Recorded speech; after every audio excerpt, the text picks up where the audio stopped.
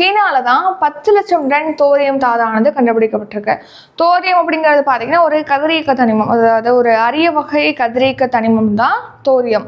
இப்போ எப்படி யுரேனியம் புளூட்டோனியத்தை வச்சு நம்ம அணுசக்தி, அதாவது அணு ஆற்றல் உற்பத்தி செய்கிறாங்க, அந்த மாதிரி தோரியம் யுரேனியம் புளூட்டோனியத்துக்கு அப்புறமா அணு ஆற்றல் உற்பத்தி செய்கிறதுல தோரியம் வந்து மிக முக்கியமான ஒன்றா இருக்குது.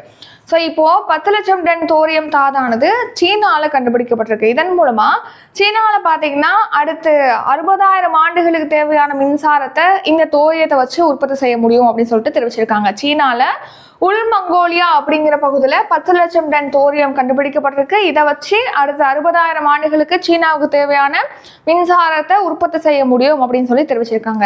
நெக்ஸ்ட் பார்த்தீங்கன்னா சீனாவில் வந்து கோபி பாலைவன பகுதியில் தோரியம் அணுமின் நிலையமானது அமைக்கப்பட்டு வருது.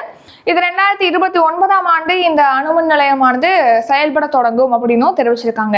இப்போ தோரியம் 10 லட்சம் டன் தோரியமானது கண்டுபிடிச்சிருக்காங்க இல்லையா சீனால. யுரேனியத்தோட ஒப்பிடும்போது இப்போ யுரேனியம் வச்சும் புளூட்டோனியம் வச்சும் பார்த்தீங்கன்னா மின்சாரம் உற்பத்தி செய்கிறாங்க அணு ஆற்றல் மூலமாக. அந்த மாதிரி யுரேனியத்தோட ஒப்பிடும்போது தோரியத்துலேருந்து பார்த்தீங்கன்னா 200 மடங்கு அதிகமான மின்சாரத்தை உற்பத்தி செய்ய முடியும் அப்படின்னும் தெரிவிச்சிருக்காங்க. ஆனால் செலவு கொஞ்சம் கூடுதலாக இருக்கும். யுரேனியத்தை விட தோரியத்தின் மூலமாக மின்சாரம் எடுக்கிறது உற்பத்தி செய்கிறது அப்படிங்கிறது பார்த்தீங்கன்னா கொஞ்சம் செலவு அதிகமாக இருக்கும் அப்படின்னும் தெரிவிச்சிருக்காங்க.